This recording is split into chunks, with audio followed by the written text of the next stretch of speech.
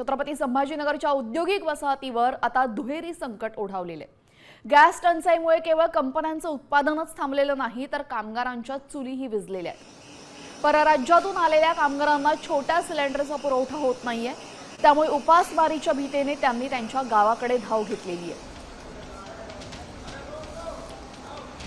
संभाजीनगरात नक्की परिस्थिती काय आहे, मजुरांसह कंपनी मालकांचं काय म्हणणं आहे याचा आढावा घेतलेला आहे आमचे प्रतिनिधी माधव सावरगावे यांनी। पाहूया। छत्रपती संभाजीनगरच्या वाळूज MIDC परिसरातील अनेक कंपन्या गॅस टंचाईमुळे अडचणीत सापडलेल्या आहेत। गॅस संपत चालल्यामुळे कंपन्यांची चाकं बंद होतील अशी भीती आहे।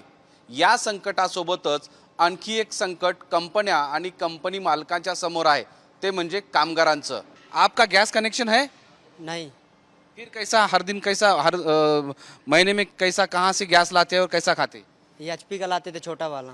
अच्छा, फिर अभी अभी नहीं मिल रहा है तो 2-4 दिन से होटल में खा रहे। फिर अभी जाने का गांव सोच रहे, कल परसों में निकल जाएंगे।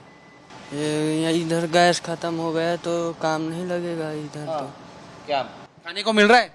खाने को तो अभी तो मिल रहा है, जब तक काम खा रहे हैं अभी मंगा के। अच्छा, होटल से मंगा के खा रहे हैं। गैस हमारा रूम का ख़त्म हो गया है तो अब भरने का नहीं मिल रहा है। मोहम्मद इरफानचा माधव सावरगावे, साम TV, छत्रपती संभाजीनगर।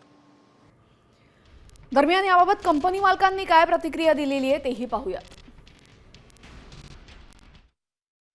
आता मोस्टली कसं आहे, जे इथं जे लोक आहेत ना, जरी दुसऱ्या राज्यातले असतील किंवा आपल्या राज्यातले पण आहेत काही लोक जे भाड्यानं रूम करून राहतात आणि त्यांना आता गॅस म्हटल्यानंतर त्यांना मिळत नाही गॅस।